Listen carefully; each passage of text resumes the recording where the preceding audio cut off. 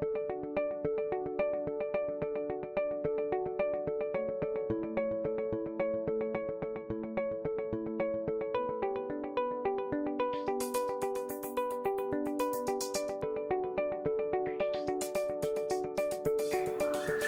cô Ben. Chào anh Quen. Xin Dạ. chào. Mời anh ngồi nhé. Cảm ơn. Anh Quen đã gọi gì chưa? Ăn theo ý cô. Cô Bình sẽ uống nước cam. Anh Quen sẽ uống cà phê sữa đá nhé. Cà phê sữa đá, ít sữa. Ít sữa thôi, anh uống ít ngọt ha. Đúng rồi. Dạ. Cảm ơn anh Quen đã nhận lời mời trải nghiệm một việc làm mới. Đó là trò chuyện bằng tiếng Việt hơi dài dài với cô Bình nhé. Cảm ơn cô Ben. Tôi rất vui gặp cô hôm nay. Dạ, và hy vọng đây sẽ là một kỷ niệm đáng nhớ của anh ở Việt Nam. Tôi cùng Mumbai để xem. Trước tiên cô Bình mời anh giới thiệu đôi chút về mình nha.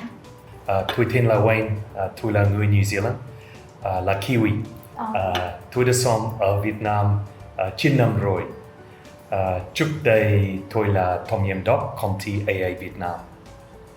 Còn bây giờ tôi là phó chủ tịch của AA Việt Nam. Công ty AA là công ty bảo hiểm lớn. Cô Bình có nhiều dịp gặp anh ở VLS và biết anh đã có một hành trình học tiếng Việt. Anh có thể chia sẻ hành trình học tiếng Việt của mình cho mọi người biết được không? Tôi bắt đầu học tiếng Việt với VLS từ 8 năm trước, nhưng mà chỉ tập trung học nhiều khoảng 3-4 năm. Giáo viên của tôi là cô Thảo. Cô Thảo rất kiên nhẫn và linh hoạt. Chúng tôi thích lịch sử nên khi học tiếng Việt, chúng tôi cùng học về lịch sử, văn hóa và cuộc sống của người Việt. Từ đó giúp tôi lãnh đạo công ty. Dạ, đó là slogan của VLS, Live in Vietnamese. Anh Quen có lời khuyên nào dành cho người mới bắt đầu học tiếng Việt không? Là sinh viên, tôi nghĩ nên tập trung vào mục tiêu. Với tôi, mục tiêu học tiếng Việt là để phát biểu, phỏng vấn và kiểm tra. Sinh viên nên chọn trường có tên số 1 là VLS. Vậy thì anh thấy thế nào và anh thấy gì khi anh đã sống ở Việt Nam gần một thập kỷ? Tôi rất tự hào về công việc, đại lý, nhân viên và đồng góp của chúng tôi cho Việt Nam. Đó là may mắn của tôi để sống và làm việc ở Việt Nam. Điều gì làm anh thấy may mắn như vậy ạ? Có nhiều lý do, nhưng mà một số lý do là đầu tiên là làm việc với người Việt. Người Việt lạc quan, chăm chỉ và rất kiên cường. Thứ hai là món ăn. Món ăn Việt rất ngon, khác biệt giữa miền Bắc, miền Trung, miền Nam. Thứ ba, tôi đã thích lịch sử, đặc biệt lịch sử Việt Nam. Lịch sử làm nên người Việt lạc quan, chăm chỉ và kiên cường. Anh đã ra mắt cuốn sách Quen ở Việt Nam trên mảnh đất kiên cường. Tại sao anh chọn từ kiên cường mà không phải là từ nào khác cho Việt Nam vậy? Tôi đã sống ở Việt Nam 9 năm rồi, và khi công tác và du lịch khắp Việt Nam, tôi thấy khác biệt giữa miền Bắc, miền Trung và miền Nam. Và tôi đã đi 55 tỉnh và thành phố ở Việt Nam rồi. Wow, anh đã đi 55 tỉnh và thành phố ở Việt Nam, thật là nhiều. Và anh thấy sự khác biệt gì giữa những nơi này? Khác biệt nhiều, khác biệt về món ăn, khác biệt về thời tiết, khác biệt về tên, khác biệt về văn hóa.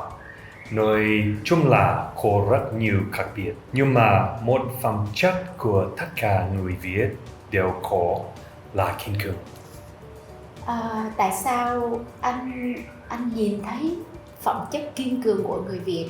Anh muốn nói nhiều về phẩm chất này nhiều như vậy trong cuốn sách này.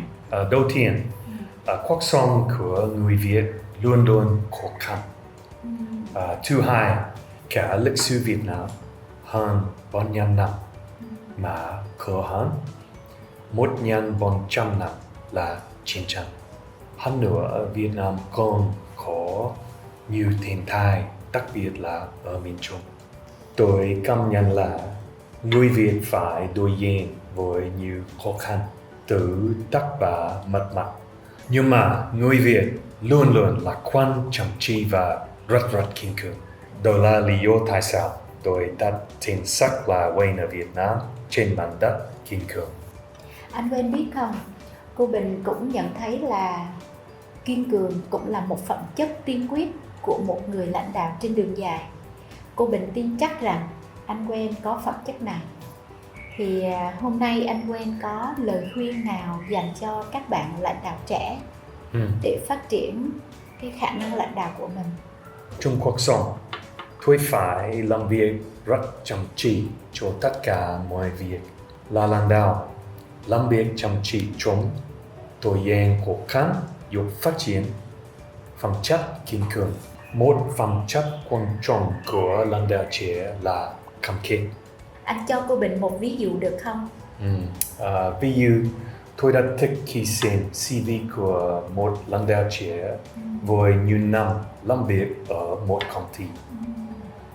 Vì khi làm việc lâu ở một công ty, anh ấy sẽ hiểu được thời gian tốt đẹp cũng như thời gian khó khăn của tổ chức. Từ đó phát triển phẩm chất kiên cường. Anh cho cô Bình hỏi thêm là theo anh thì phẩm chất nào của lãnh đạo đã giúp AIA Việt Nam đạt được nhiều thành tựu trong thời gian vừa qua? Lãnh đạo cần tập trung vào con người. Tôi tin nhân viên phải cảm nhận trước dù gì công ty muốn khách hàng cảm nhận. Wow, ý này của anh hay quá. Tập trung vào con người cụ thể là như thế nào hả anh? Lãnh đạo cũng cần giao tiếp tốt và hiểu biết về con người, đặc biệt nhân viên, đại lý, khách hàng và tất cả mọi người. Từ đó công ty sẽ có gắn kết và cam kết nhiều hơn. Ngoài tập trung vào con người thì lãnh đạo có cần làm gì thêm nữa không anh? Lãnh đạo nên tập trung phát triển văn hóa. Tôi nghĩ có 3 văn hóa quan trọng nhất là văn hóa tập trung con người, văn hóa quan tâm chăm sóc và văn hóa phát triển tài năng. Và cô Bình thấy anh tập trung phát triển văn hóa của tổ chức và đặc biệt là phát triển văn hóa tài năng. Thì đối với cô Bình đó là một điểm rất là sáng trong lãnh đạo của anh ở AIA Việt Nam. Anh có còn chia sẻ gì thêm nữa hay không cho mọi người được có thể học hỏi thêm ạ? Hãy chia sẻ cuối cùng là đầu tiên tập trung vào điều quan trọng nhất. Với tôi, đó là gia đình, công việc và thể thao. Và luôn luôn tập trung 100%. Và lãnh đạo nên khiêm tốn và đồng cảm với mọi người. Wow, yeah.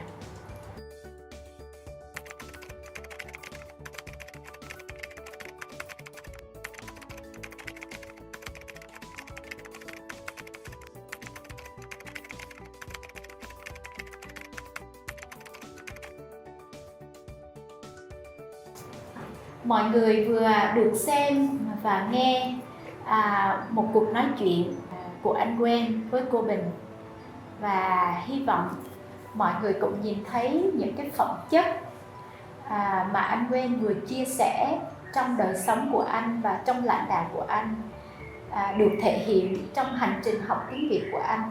Để đạt được kết quả như ngày hôm nay là khi anh Wayne rất là mạnh dạn nhận lời mời của cô Bình để thực hiện một cuộc trò chuyện khá là dài bằng tiếng Việt.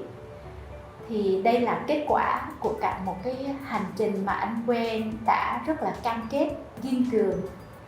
Và cũng như anh Wayne đã chia sẻ trong cuộc nói chuyện là anh luôn luôn nỗ lực, chăm chỉ trong tất cả mọi việc, chứ không phải chỉ trong công việc mà thôi. Hy vọng là hành trình học tiếng Việt của anh Quên, một nhà lãnh đạo rất là bận rộn, mà đã cam kết và kiên trì học tiếng Việt suốt 8 năm, sẽ truyền cảm hứng đến cho rất là nhiều người. Cảm ơn anh Quên rất là nhiều. Cảm ơn cô Bình và Vialis đã tạo cơ hội cho tôi được chia sẻ bằng tiếng Việt ngày hôm nay. Cảm ơn các bạn.